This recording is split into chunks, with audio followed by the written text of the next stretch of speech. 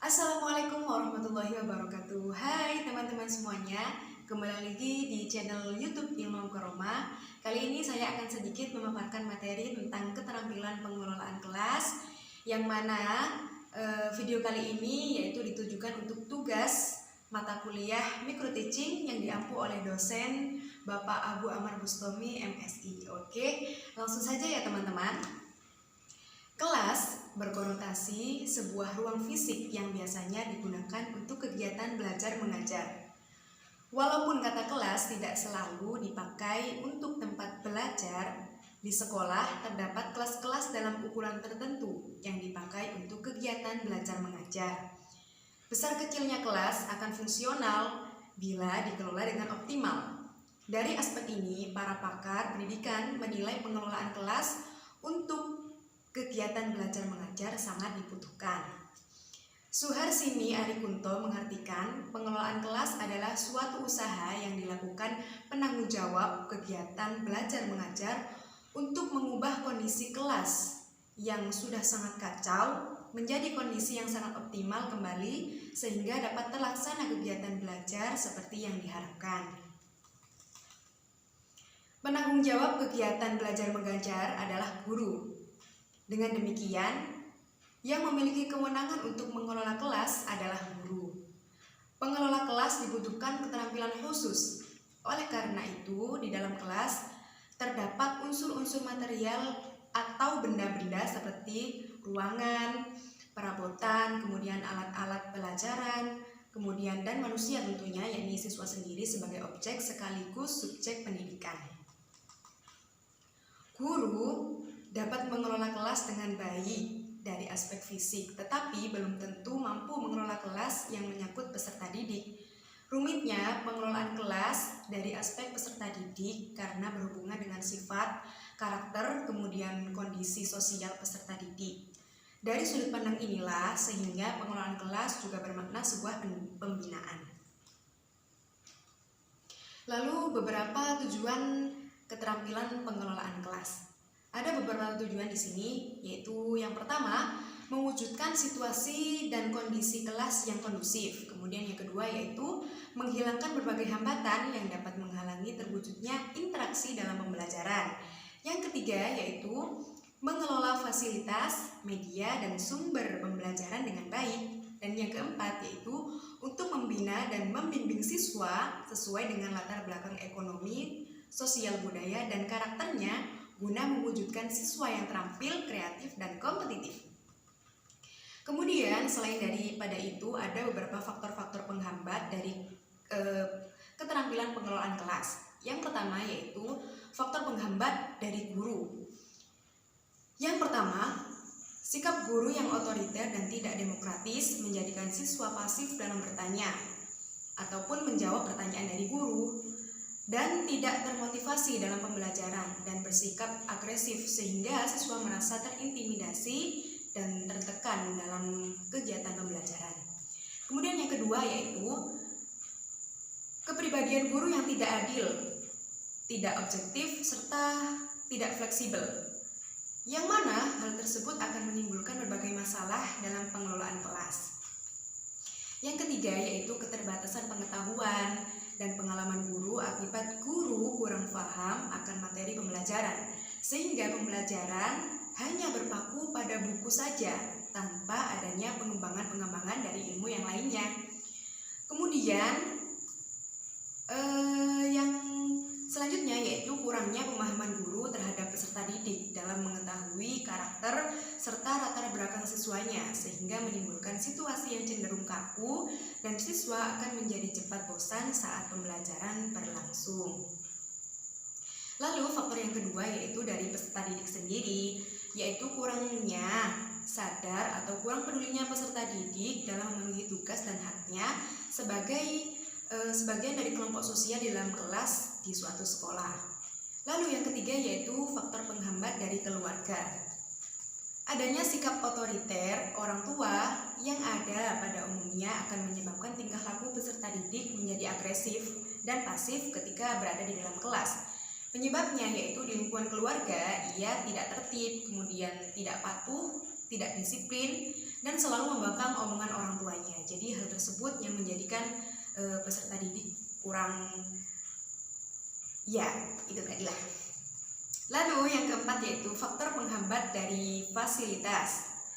Yang penting di sini yaitu fasilitas tidak memadai akan menjadi kendala yang sangat berarti bagi seorang guru dalam mengelola kelas. Misal, jumlah siswa yang terlalu banyak sehingga guru menjadi sulit untuk mengontrol situasi pembelajaran.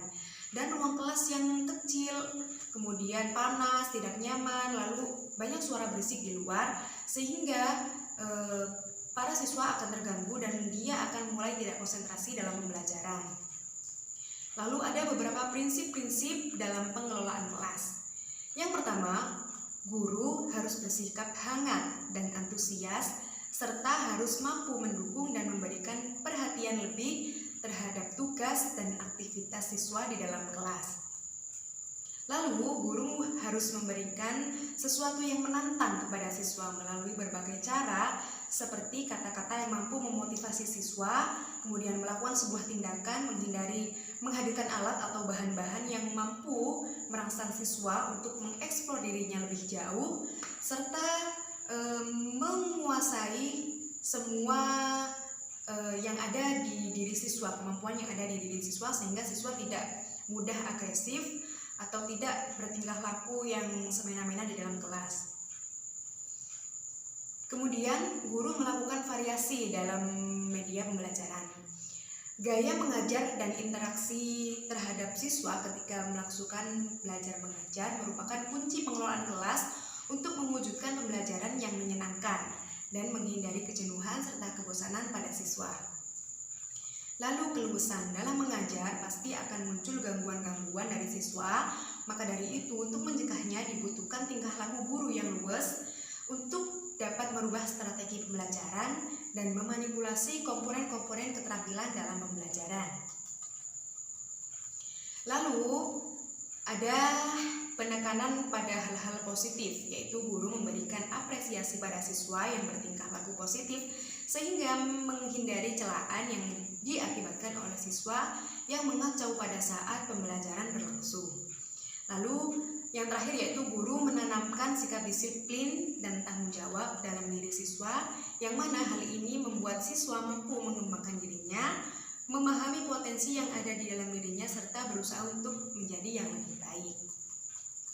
Lalu strategi guru dalam menghadapi berbagai situasi dalam kelas yang sudah sangat kacau dan sangat tidak kondusif lagi. Yang pertama yaitu tunjukkan sikap tanggap, sabar, dan tidak emosional.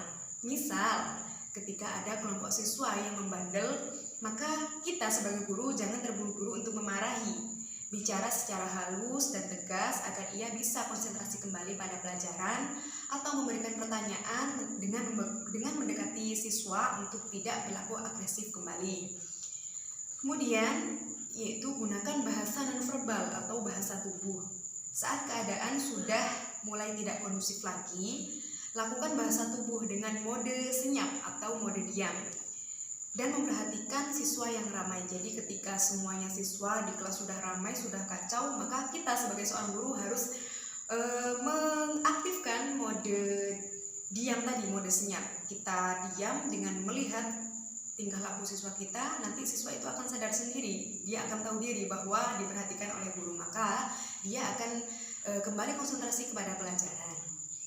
Kemudian menggunakan alasan ketika menegur siswa. Misal ketika ada siswa yang tidak memperhatikan pelajaran, tegurlah dengan kalimat, "Nak, cobalah untuk fokus ke pelajaran ya.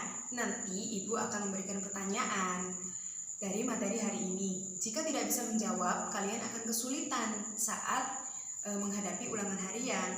Lalu kalian remedi. Gimana kalau remedi? Kan kalian yang susah. Maka dari itu, ayo konsentrasi lagi ke pelajaran." Jadi seperti itu. Kemudian yaitu memberikan reward dan punishment. Misal, memberikan pujian, memberikan tepuk tangan, memberikan tepuk pundak kepada siswa. Pada anak yang tentunya dia melakukan perbuatan-perbuatan yang positif, yang merupakan suatu motivasi untuk siswa karena kadang mereka butuh perhatian lebih dari kita. Begitu juga kita memberikan sebuah punishment kepada murid yang bandel, kemudian yang agresif, yang membuat ramai satu kelas. supaya itu menjadi suatu pelajaran dan tidak diulangi lagi, dan supaya itu menjadi suatu acuan agar mereka bisa konsentrasi lagi ke pembelajaran. Kemudian berdiskusi dan berkoordinasi dengan wali siswa secara berkesinambungan.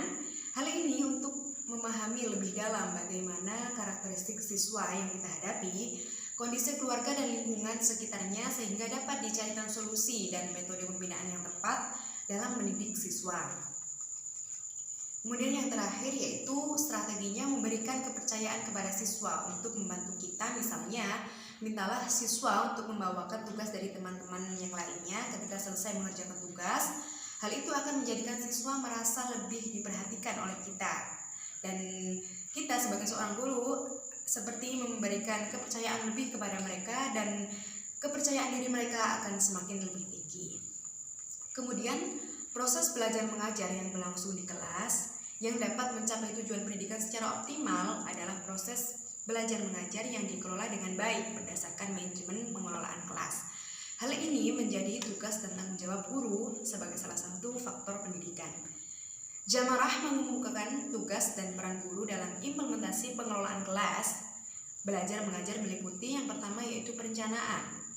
Perencanaan di sini ada beberapa isinya. Yang pertama yaitu menetapkan apa yang akan, kapan, dan bagaimana cara melakukan proses pembelajaran. Kemudian membatasi sasaran dan menetapkan pelaksanaan kerja untuk mencapai hasil yang maksimal melalui proses penentuan target. Kemudian yang ketiga yaitu mengembangkan alternatif-alternatif tindakan dalam kelas, kemudian mengumpulkan dan menganalisis informasi, dan yang terakhir yaitu mempersiapkan dan mengomunikasikan rencana-rencana, kemudian keputusan-keputusan dalam proses pembelajaran.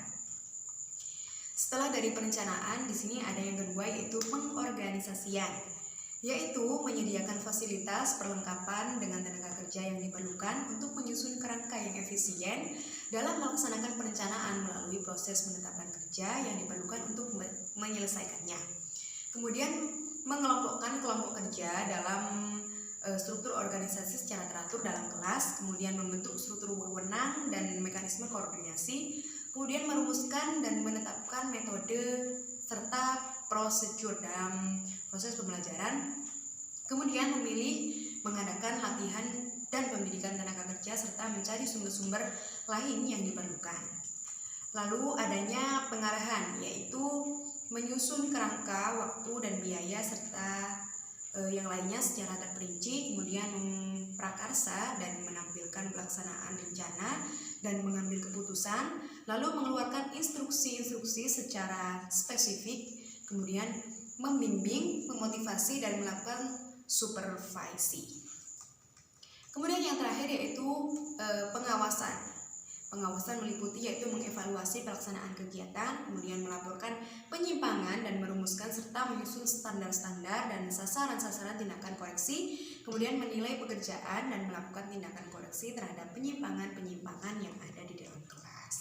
Nah, itu tadi sedikit pemaparan materi dari saya tentang keterampilan pengelolaan kelas. Mohon maaf mulai dari awal sampai akhir saya di sini banyak salah kata maupun tingkah laku yang kurang berkenan buat teman-teman semuanya.